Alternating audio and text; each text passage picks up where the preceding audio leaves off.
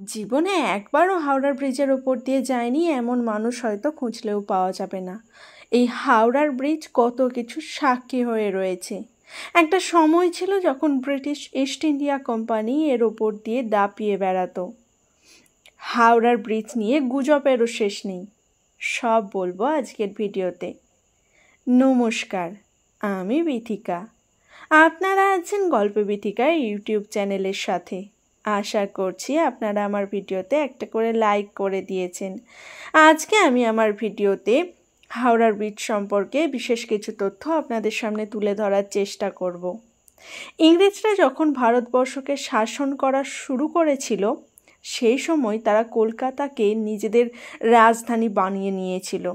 1860 সালে ইংরেজরা নিজেদের ব্যবসা বাণিজ্যের সুবিধার জন্য রেল যোগাযোগ অর্থাৎ হাওড়া স্টেশনে নির্মাণ করেছিল।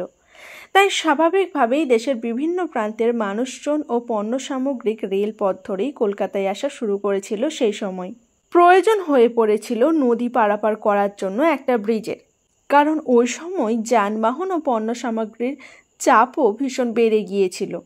আর ওদিকে তো সমস্ত কিছুতেই হাওড়া থেকে হয়ে কলকাতায় আসতো। শুধুমাত্র স্টিমার ও ফেরি অত চাপ নিতে পারছিল না। আর ওইদিকে নদীর উপর পাকাপোক্তভাবে যে স্থায়ী কিছু নির্মাণ করবে তাও ছিল বাধা। ওই বাধার কারণ ছিল জাহাজ চলাচল।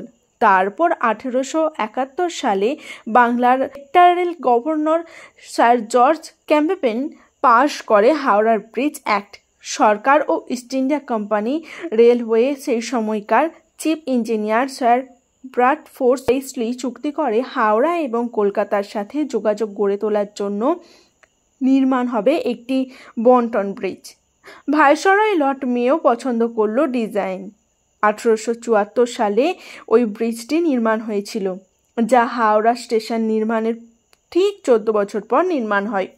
এই ব্রিজের বেশিরভাগ অংশই কিন্তু ইংল্যান্ডে নির্মাণ করা হয়েছিল।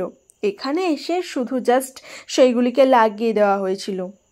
এবং প্রথমে হাওড়ার ব্রিজের একটি বড় অংশ জাহাজ চলাচল করার জন্য কিন্তু খুলে দেওয়া হতো। যেহেতু হুগলি নদীতে জোয়ার ভাটা খেলে, তাই ওই ব্রিজ নির্মাণ হলে অনেক বড় সড়ো দুর্ঘটনা ঘটতে পারে বলে সেই সময়কার ইঞ্জিনিয়াররা কিন্তু ব্রিজ নির্মাণের বিরোধিতা করেছিল। কিন্তু হাওড়ার ব্রিজ কত বড় ঝড়ঝাপটা সামলে এখনো মাথা উঁচু করে দাঁড়িয়ে আছে তা আমরা প্রত্যেক দিনই প্রমাণ পাই। প্রথমে নাকি এই ব্রিজটিকে 25 বছর চলাচল করার জন্য বানানো হয়েছিল, কিন্তু সময়ের সাথে সাথে বাড়ছিল মাল পরিবহন আর সাথে বাড়ছিল ওই ব্রিজের ওপর চাপ। সময়ের সাথে নানান সমস্যার সম্মুখীন হচ্ছিল ওই ব্রিজ ও মানুষজন। যখন নদী দিয়ে জাহাজ যেত তখন সমস্ত কিছু যাতায়াত বন্ধ হয়ে যেত, ফলে নিত্যদিনের যাত্রীদের ভোগান্তির মুখে পড়তে হতো। এছাড়াও নদীতে জোয়ার ভাটার সময় যখন জল বেড়ে যেত তখন ওই ব্রিজের অবস্থা হতো খুবই খারাপ। ফলত ঘোড়া এবং গরুর গাড়ি ওই ব্রিজের আর উঠতেই পারত না। 1909 সালে সবাই বুঝতে পেরেছিল যে এই ব্রিজ দিয়ে সমস্ত প্রয়োজন মেটানো সম্ভব নয়, চাই নতুন ব্রিজ।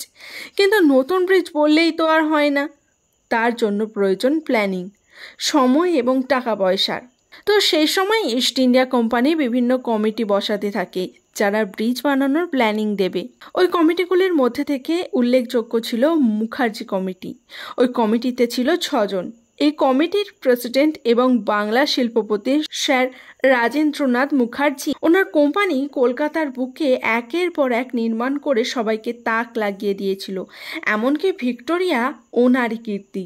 সেই সময় মুখার্জি কমিটি অনেক সার্ভে করার পর ইস্ট ইন্ডিয়া কোম্পানিকে জানায় যে সব সমস্যার সমাধান হবে যদি হুগলি নদীর ওপর একটি ঝুলন্ত ব্রিজ নির্মাণ করা হয়। মানে এই ব্রিজ নির্মাণের জন্য কোনো পিলারের প্রয়োজন পড়বে না, তাই জাহাজ চলাচলের জন্য কোনো সমস্যাও হবে না।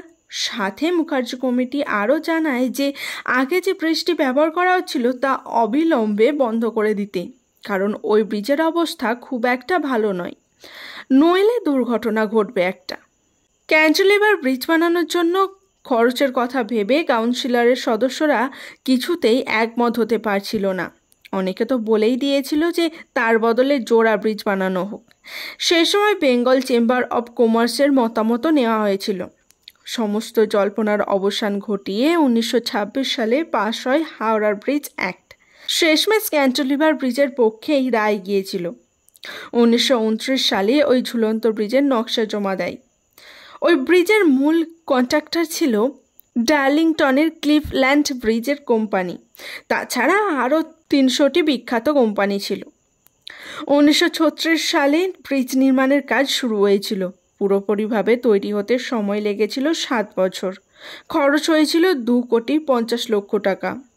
ওই ব্রিজ নির্মাণের জন্য যে স্টিলের প্রয়োজন পড়েছিল তা সরবরাহ করেছিল জামশেদপুরের Tata iron and steel company. Steel লেগেছিল প্রায় 26,500 টন। এর আগে নাকি ভারতে কোনো কোম্পানি এত বড় নির্মাণ কাজের সাথে যুক্ত হয়নি। সেজন্য হাওড়ার ব্রিজ নির্মাণ তাদের কাছে অত্যন্ত গর্বের একটি বিষয় ছিল। হাওড়া ব্রিজের উচ্চতা 82 মিটার এবং লম্বায় 707 মিটার। 1943 সালে ফেব্রুয়ারি মাসে কোনো রকম কোনো অনুষ্ঠান ছাড়া এই ব্রিজটি সর্বসাধারণের জন্য খুলে দেওয়া হয়েছিল, কারণ ওই সময় চলছিল দ্বিতীয় বিশ্বযুদ্ধ। শুধুমাত্র একটি ট্রাম খুবই ধীর গতিতে ব্রিজ পারাপার করেছিল। তার মাধ্যমেই হাওড়া ব্রিজের শুভ সূচনা হয়ে গিয়েছিল। এই ব্রিজের মধ্যে কোনো নাট বল্টু নেই, কিন্তু গুজব আছে হাওড়ার ব্রিজ নিয়েই। যেমন হাওড়া ব্রিজে নাকি একটি নাট বল্টু আছে, খুলে দিলে পুরো ব্রিজটি হুড়মুড়িয়ে ভেঙে পড়বে। আবার একটি চাবির সাহায্যে নাকি হাওড়া ব্রিজকে 2 ভাগে ভাগ করা যায়।